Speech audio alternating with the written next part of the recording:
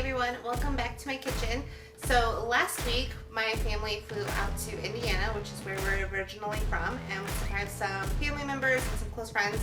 And my grandma, we surprised her, and she made a cake for the lunch that she was having with my dad and my brother, and it was really good and my kids loved it. So I figured this is all about like family recipes, so I wanted to share it with you guys.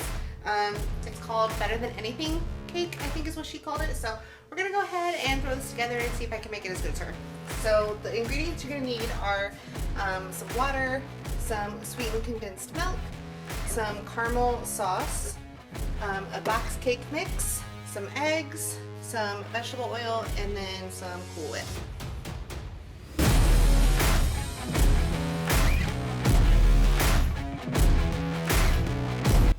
Okay, so basically you're going to start by preparing your cake mix according to the box directions. So I'm just going to put my cake mix in there, and then I'm adding 1 cup of water.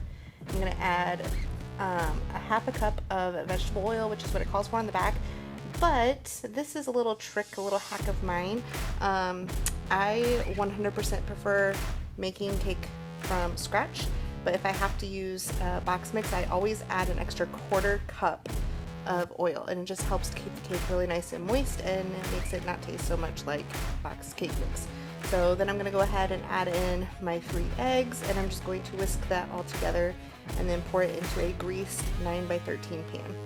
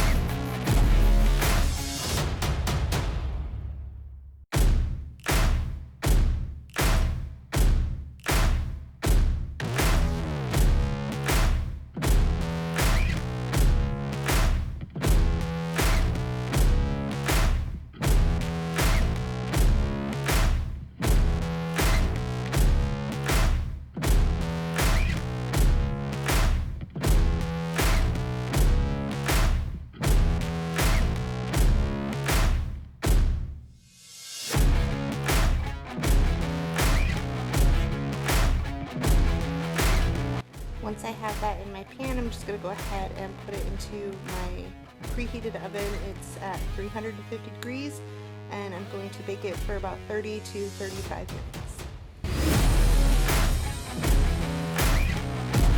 So 30 minutes is up and my cake is actually done, so I'm going to go ahead and pull it out, and we're going to set it out to let it cool for 15 minutes before we move on to the next step.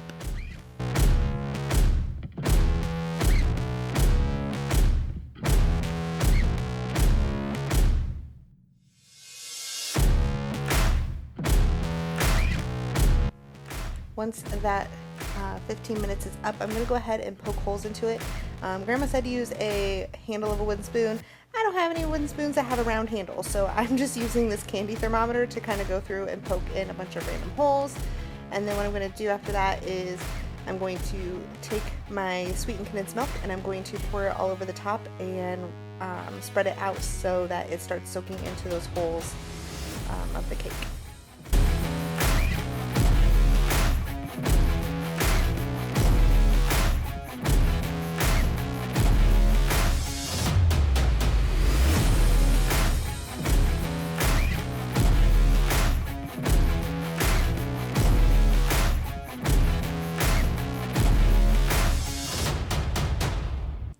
Once you have it all spread out evenly and it starts soaking into those holes, you actually want to leave it sit until all of that sweetened condensed milk is pretty much absorbed into the entire cake.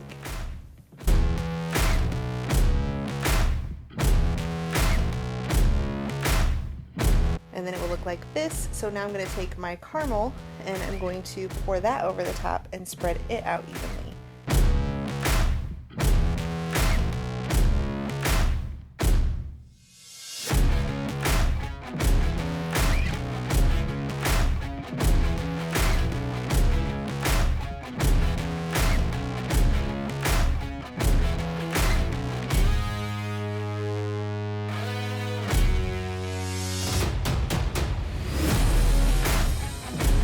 after making this recipe once, I think if I were to make it again, I would definitely heat up my caramel sauce just to make it easier to soak into the cake and get into all those holes.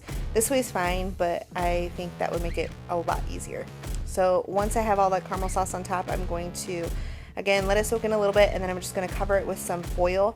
What I'm doing here is I'm just kind of running my spatula along the sides of the cake just to make sure that nothing's sticking before I put it into the fridge. So then I'm just going to cover it with foil and pop it in the fridge for about 2 hours until it's completely cool.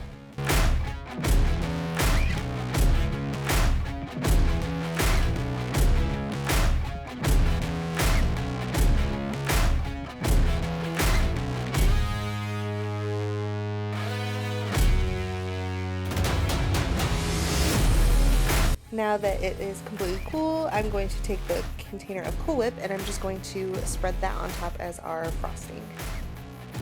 You're going to use the entire container, don't be shy with it. So you're going to plop it all on there and just spread it out evenly.